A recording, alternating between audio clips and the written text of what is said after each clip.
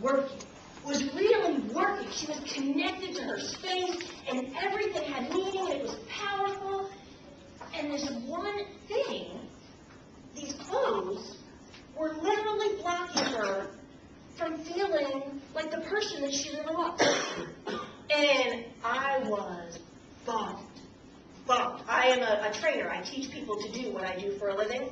And so when I would do my classes, I talked about this all the time. It was like, we've got to, figure out a way to really explain to people, you can't do this to yourself, And the next Christmas, I was in the mall, which is a story in and of itself. But I'm in the mall, and I'm walking down the concourse, and this woman comes running towards me down the concourse. And at first I thought she must be chasing like her kid or something, And so I step out of the way, and she changes direction. And at the time I was doing a TV show and a newspaper column. And so we were having people come up all the time and that sort of thing. But I had never, to that point, had somebody actually come running towards me. And she grabs me, and she says, "Do you remember me?" And I'm like, "I have no idea who you are at all. I'm so sorry." And she said, "Do you remember the closet?" And I was like, "What happened?" And she said, "After you left," she said, "I loaded up that closet. She had a Suburban, the mother of all SUVs, loaded up that Suburban, took everything to a consignment shop, went out and bought herself a couple of outfits that just felt great in her, started losing the weight like that. When I saw her, she was a perfect size 6. A perfect size 6. Now, I'm not saying if you get rid of all your fat clothes,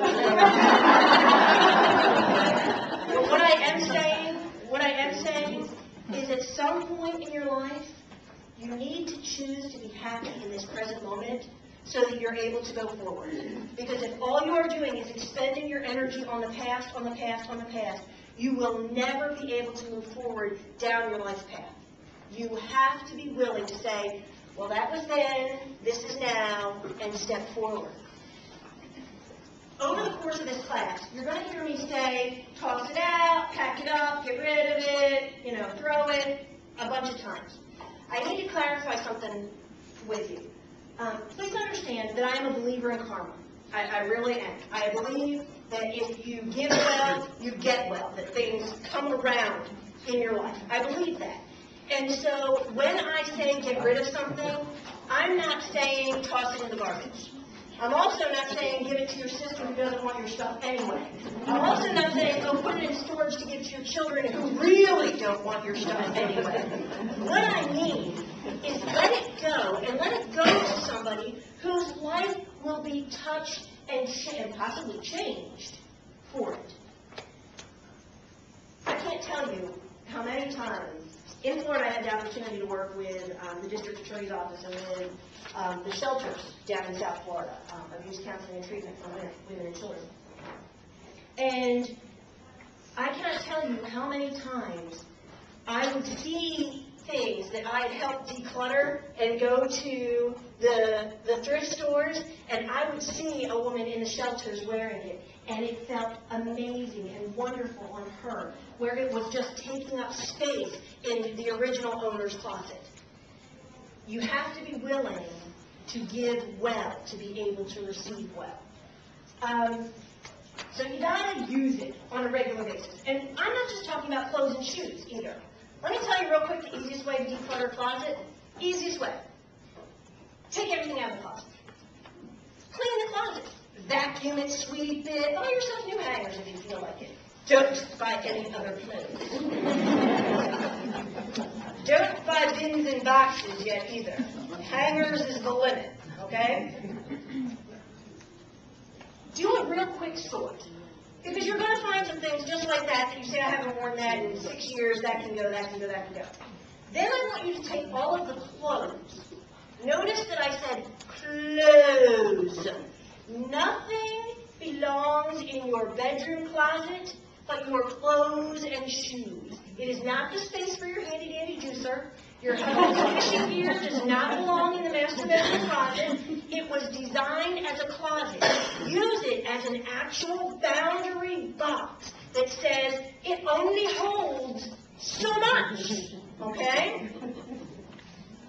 When you start to put everything back, turn the hangers so that they face you. I know we all hate that. Don't we hate that?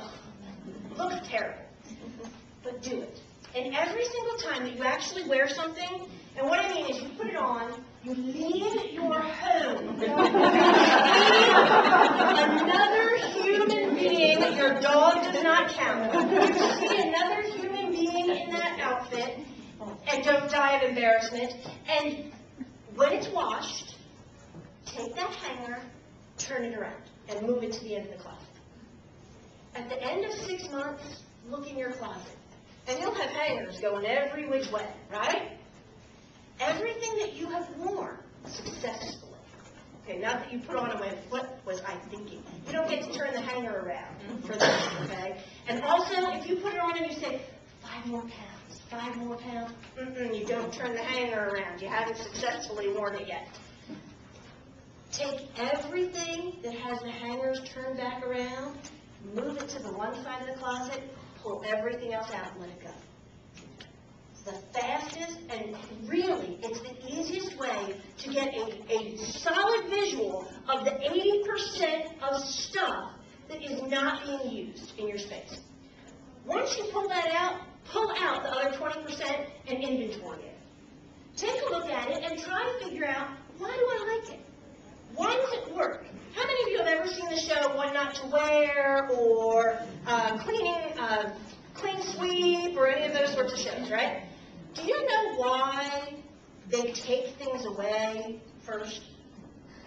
Because most of us, when we go shopping, we will come home with exactly what is already hanging in our closet, right? How many black pairs of pants does one woman really need, right? If I said to you, I want you to color code all your clothes, and we talk about that in the systems class, color code all your clothes, I can guarantee you're going to say, why would I ever have 15 white shirts? You really don't need 15 different white shirts. They all look the same. But inventory them. Figure out why you like them. And then, when you go shopping, your energy will be attracted to those things and not the other 80% that was hanging in your closet. Now, when you do the inventory, here's the rule. When you do the inventory, you cannot look at the clothes and say, you know what, that outfit in that 80% would look great with this. No. Once the 80% is pulled out, it actually has to go. I do the same thing with shoes. When I clean my closet out, I put all the shoes so that their toes are facing out of me. After I wear them, I turn them around so that they're pointing back into the closet. And when I get to my 80% day, I pull them all out and let them go. That's a little difficult, isn't it? And most people, the argument is going to be, well, we live in Michigan. We have seasons, right? And so we need lots of different clothes to cover all of the seasons. I can pretty much guarantee that what you wear in August here in Michigan is not what you wear in January here in Michigan. So if you do it every 6 months, or extend it 1 year, you say, okay, you know what? Anything that I don't wear for 1 year, I'm going to pull out. A lot of people, they will leave things in there. They'll say, well, I didn't wear it this winter, but I'm going to wear it next winter. It's perfectly good, right? Statistics say that the chances of you wearing it, if you have not worn it the last season, goes down to like 4 or 5%. There's very little chance that if you did not wear it last summer, you're not going to wear it this summer. And it's safer to let it go and let somebody else really, really enjoy it. I'm not just talking about clothes and shoes, though, when I say do you use it on a regular basis. In Florida, we have something called phantom dining rooms. And we call them phantom dining rooms because most of the architects in Florida build houses that have dining rooms in them. Most builders in Florida are on drugs because nobody in Florida uses a phantom dining room, ever. Because if you're going to entertain, we use the lanai or we use the open living space. We never use the formal fancy dining room. The only people who actually use the phantom dining room are the people who clean the phantom dining room. That's it. And so, that's the only time you ever visit. You don't even have to vacuum it because all the lines go in one direction. You can tell nobody ever steps in it. If you